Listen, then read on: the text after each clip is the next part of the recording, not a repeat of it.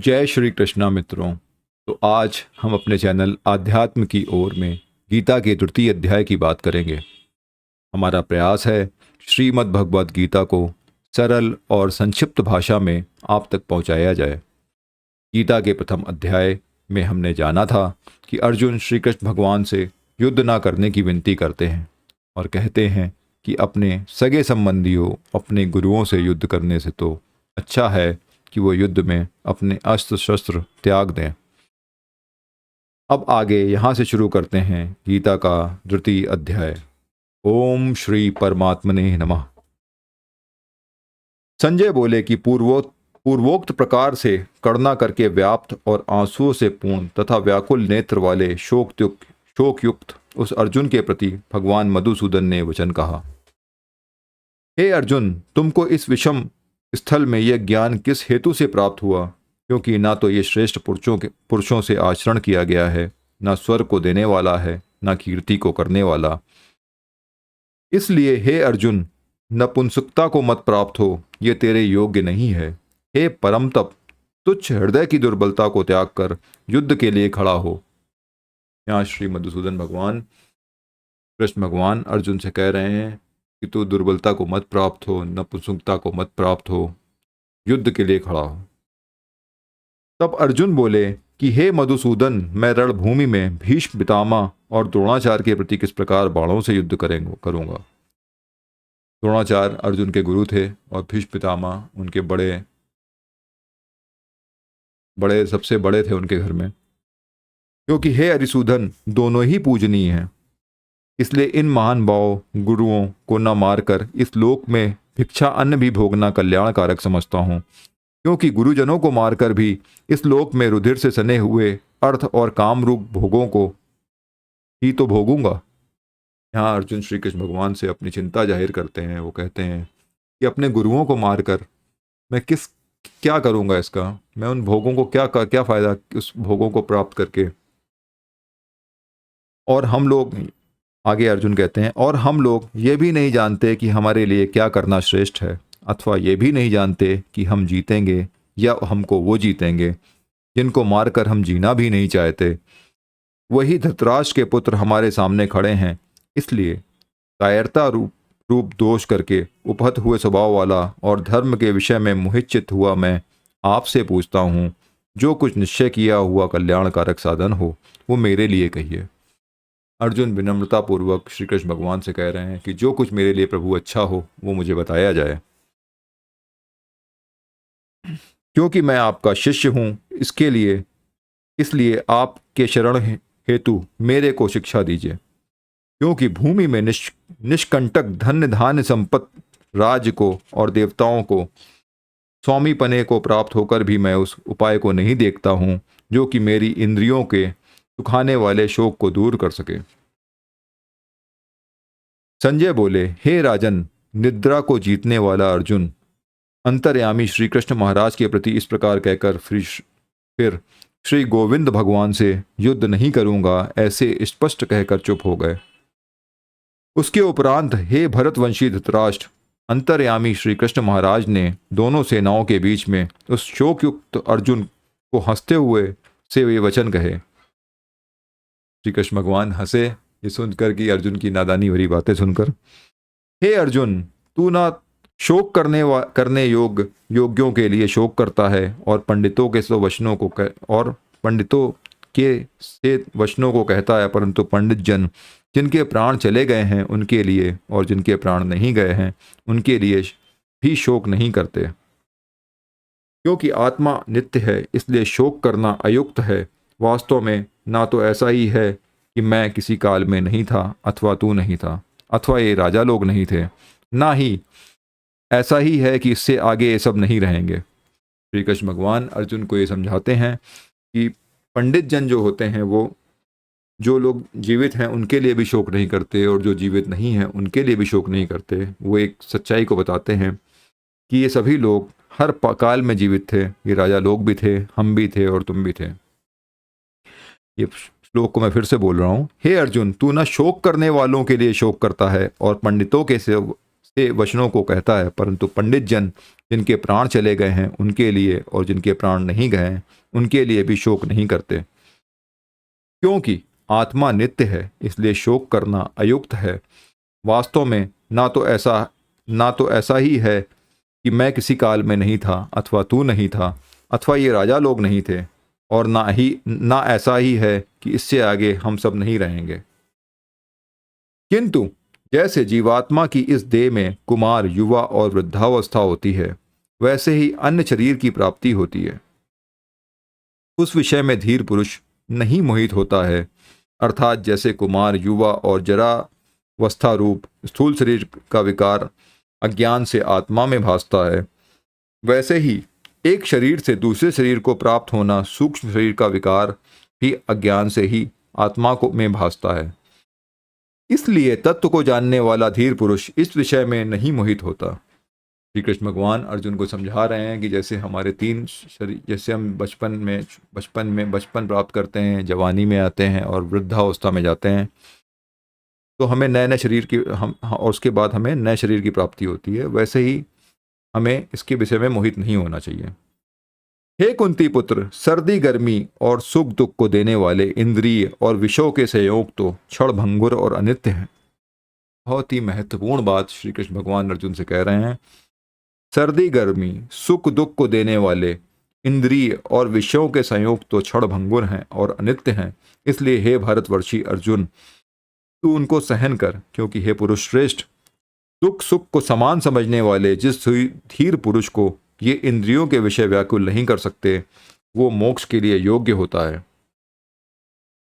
श्री कृष्ण भगवान ये बहुत ही महत्वपूर्ण बात बता रहे हैं। हे कुंती पुत्र, सर्दी गर्मी और सुख दुख को देने वाले इंद्रिय और विषयों का मतलब हुआ कि हमारा जो कामनाएं होती हैं उसके इंद्रियों का साथ संयोग होता है, उसके बारे में बात कर रहे हैं कि संयोग से क्षण भंगुर और अनित्य। क्षण भंगुर मतलब क्षण में समाप्त हो जाता है पूरा, और अनित्य है, इसलिए हे भरतवंशी अर्जुन, तू उसको सहन कर। क्योंकि हे पुरुष श्रेष्ठ, सुख दुख को समान समझने वाले जिस धीर पुरुष को ये इंद्रियों के विषय व्याकुल नहीं कर सकते, वो मोह के लिए योग्य होता है। और हे अर्जुन, असत वस्तु का तो अस्तित्व ही नहीं है और सत का अभाव नहीं है।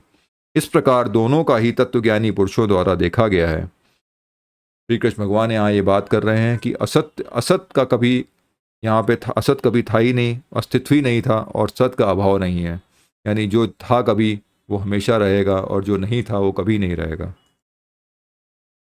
और हे अर्जुन, असत वस्तुओं का तो अस्तित्व नहीं है और सत का अभाव नहीं है। इस प्रकार दोनों का ही तत्वज्ञानी पुरुषों द्वारा देखा गया है।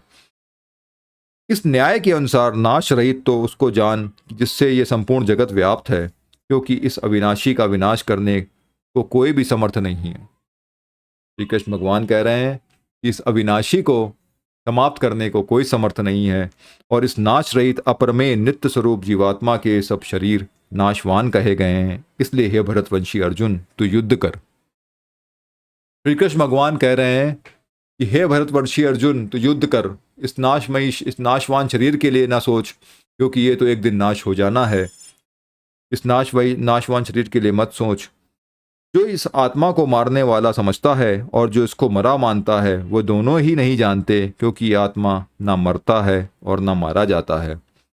ये आत्मा किसी काल में भी ना जन्मता है और ना मरता है, अथवा ना ये आत्मा होकर फिर होने वाला है, क्योंकि ये अजन्मा, नित्य, शाश्वत और पुरातन है। शरीर के नाश होने पर भी ये नाश नहीं होता। हे प्रथापुत्र अर्जुन, जो पुरुष इस आत्मा को नाश रहित, नित्य, अजन्मा और अव्यय जानता है, वो पुरुष कैसे किसको मरवाता है और कैसे किसको मारता है। यहाँ श्री कृष्ण भगवान आत्मा के बारे में बता रहे हैं कि ये किसी काल में ना जन्मता है, ना मरता है, ये ना नाशवान है, ये अनित्य है, अजन्मा है, शाश्वत है और पुरातन है। शरीर के नाश होने पर भी नाश नहीं होता।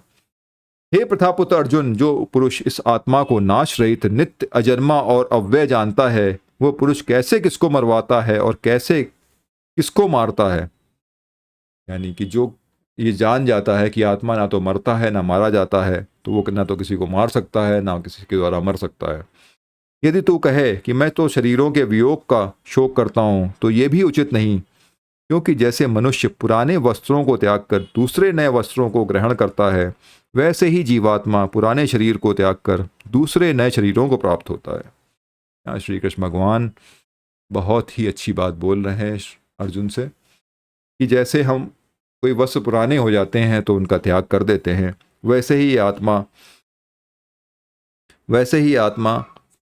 पुरान वैसे ही आत्मा पुराने शरीरों का त्याग कर दूसरे नए शरीरों को प्राप्त होता है।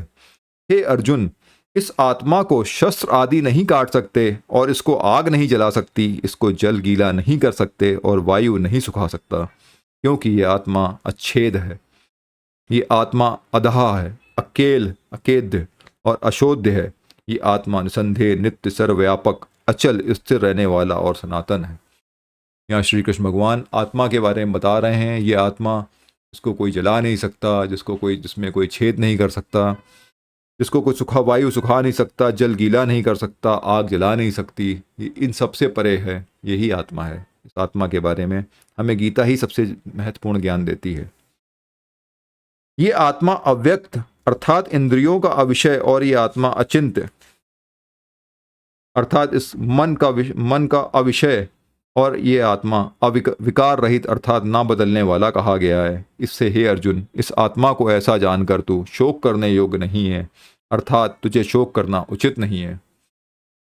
यहाँ श्री कृष्ण भगवान अर्जुन को एक आत्मा के बारे में बताते हैं कि आत्मा जब इतना महान है तो इसके बारे में हमें जानकर हमें इसके बारे में शोक नहीं करना चाहिए, क्योंकि ये ना तो कभी हुआ है, ये हमेशा कभी इसका नया जन्म नहीं होता, ये हमेशा से शाश्वत है।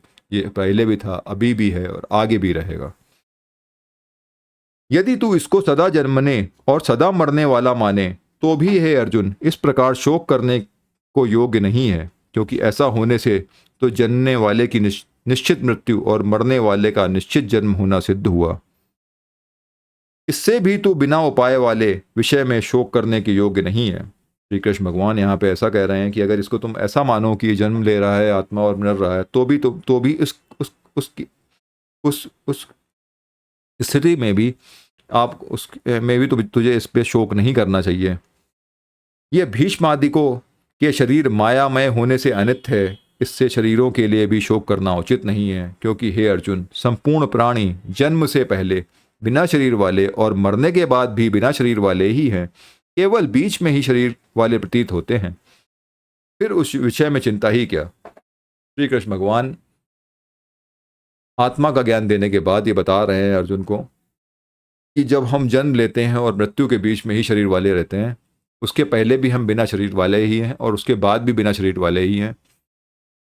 हे अर्जुन, ये आत्म तत्व बड़ा गहन है, इसलिए कोई भी महापुरुष ही इस आत्मा को आश्चर्य की ज्यों देखता है, वैसे ही कोई दूसरा महापुरुष ही इस आश्चर्य की ज्यों इसके तत्व को कहता है, और दूसरा कोई ही इस आत्मा को आश्चर्य की ज्यों सुनता है, और कोई सुनकर भी इस आत्मा को नहीं जानता। हे अर्जुन, ये आत्मा सबके शरीर में सदा ही अवध्य है, इसलिए संपूर्ण भूत प्राणियों के लिए तू शोक करने के योग्य नहीं है। श्री कृष्ण भगवान यहाँ पे बता रहे हैं कि आत्मा अवध्य है, जिसका वध नहीं किया जा सकता, इसलिए तू शोक करने के योग्य नहीं है इसके बारे में। और अपने धर्म को देखकर भी तू भय करने के को योग्य नहीं है, क्योंकि धर्मयुक्त युद्ध से बढ़कर दूसरा कोई कल्याणकारक कर्तव्य क्षत्रिय के लिए नहीं है। श्री कृष्ण भगवान आज इसमें क्षत्रिय धर्म की ओर बता रहे हैं कि क्षत्रिय के लिए धर्मयुक्त अगर युद्ध लड़ना पड़े तो उससे बढ़कर कुछ नहीं है। हे पार्थ, अपने आप प्राप्त हुए और खुले हुए स्वर्ग के द्वार रूप इस प्रकार के युद्ध को भाग्यवान क्षत्रिय लोग ही पाते हैं, और यदि तू इस धर्मयुक्त संग्राम को नहीं करेगा तो स्वधर्म को और कीर्ति को खोकर पाप को प्राप्त होगा, और सब लोग तेरी बहुत काल तक रहने वाली अपकीर्ति को भी कथन करेंगे, और वो अपकीर्ति माननीय पुरुष के लिए मरण से भी अधिक बुरी होती है, और जिसके तू बहुत माननीय होकर भी अब तुच्छता को प्राप्त होगा। श्री कृष्ण भगवान कह रहे हैं कि तू क्षत्रिय होकर भी इस खुले, अगर तुझे युद्ध करने का मौका मिल रहा है तो तुझे युद्ध करना चाहिए, धर्मयुक्त युद्ध करने का मौका मिल रहा है तो तुम्हें इसको करना चाहिए, क्योंकि इसको नहीं करने पे तुझे बहुत ही अपकीर्ति मिलेगी, लोग तेरे बारे में बहुत ही बुरा भला कहेंगे बाद में, और अगर तू इसको करेगा तो ये तेरे लिए अपने आप स्वर्ग का द्वार खोल रहा है।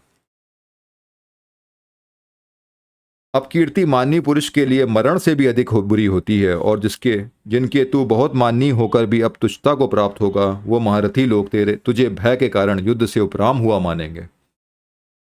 तो जो महारथी लोग हैं वो ये मानेंगे कि तू डर गया युद्ध में, और तेरे वैरी लोग तेरे सामर्थ्य की निंदा करते हुए बहुत से ना कहने योग्य वचनों को कहेंगे। फिर उससे अधिक दुख क्या होगा? इससे युद्ध करना तेरे लिए सब प्रकार से अच्छा है, क्योंकि या तो मरकर स्वर्ग को प्राप्त होगा अथवा जीतकर पृथ्वी को भोगेगा।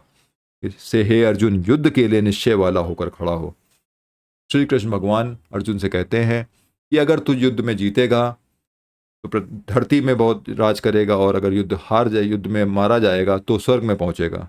तो दोनों परिस्थितियों में तू निश्चय ही विजयी रहेगा। इसलिए हे अर्जुन, युद्ध के लिए निश्चय वाला होकर खड़ा हो। यदि तुझे स्वर्ग तथा राज की इच्छा ना हो तो भी सुख दुख, लाभ हानि और जय पराजय को समान समझकर उसके उपरांत युद्ध के लिए तैयार हो।